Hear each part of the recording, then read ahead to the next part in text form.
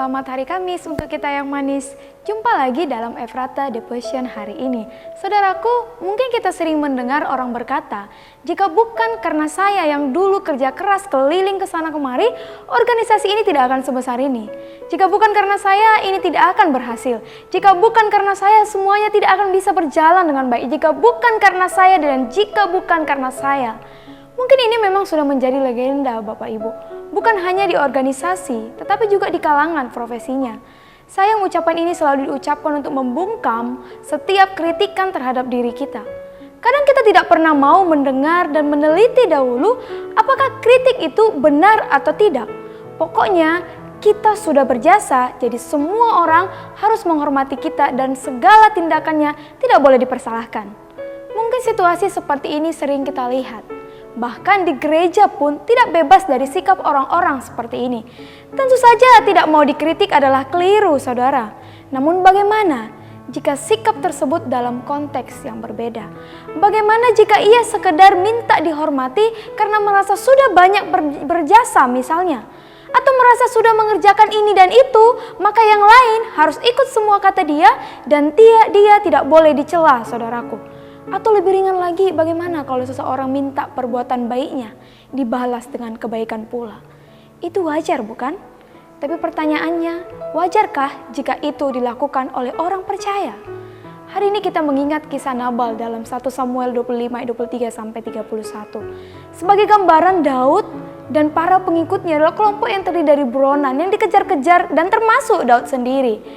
Namun di bawah pimpinan Daud, mereka menjadi para pejuang yang jago berperang dan kelak bahkan dicatat sebagai para pahlawan.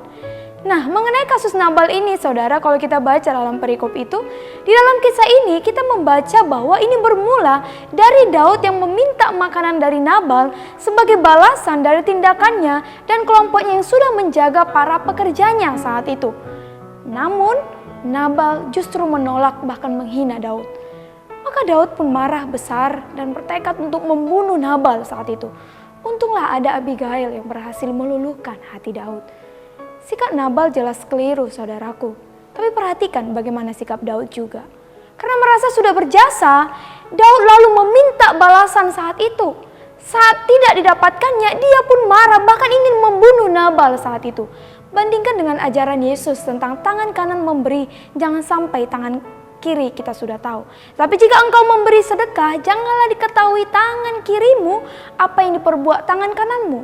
Artinya, saudaraku yang terkasih, bagaimana kita, apalagi jika kita minta balasan dan marah saat tidak mendapatkannya. Ingat saudaraku, jangan mengungkit kebaikanmu agar semua orang menghormatimu. Lakukan saja yang terbaik, jangan katakan karena aku, tapi katakan bahwa aku melakukannya untuk kebaikan bersama. Kebaikan yang sudah kita lakukan dan biarkan Tuhan sendiri yang membalasnya. Tuhan Yesus memberkati. Amin. Kita bersatu di dalam doa. Oh Bapa yang baik, saat ini kami bersyukur Tuhan untuk setiap ajaran Tuhan yang mengingatkan kami Bapa bahwa betapa kami tidak ada apa-apanya dibandingkan kuasa Tuhan di dalam hidup kami. Kami melakukan segala kebaikan dan kami rindu Tuhan, kami tidak menuntut balas untuk semuanya itu. Tapi kami percaya Tuhan memberikan yang terbaik dalam hidup kami. Mampukan kami Tuhan untuk melakukan setiap firman-Mu di dalam hidup kami. Terima kasih Bapa di surga, terpujilah Engkau ya Tuhan. Hanya dalam nama Tuhan Yesus Kristus kami sudah berdoa dan mengucap syukur. Amin.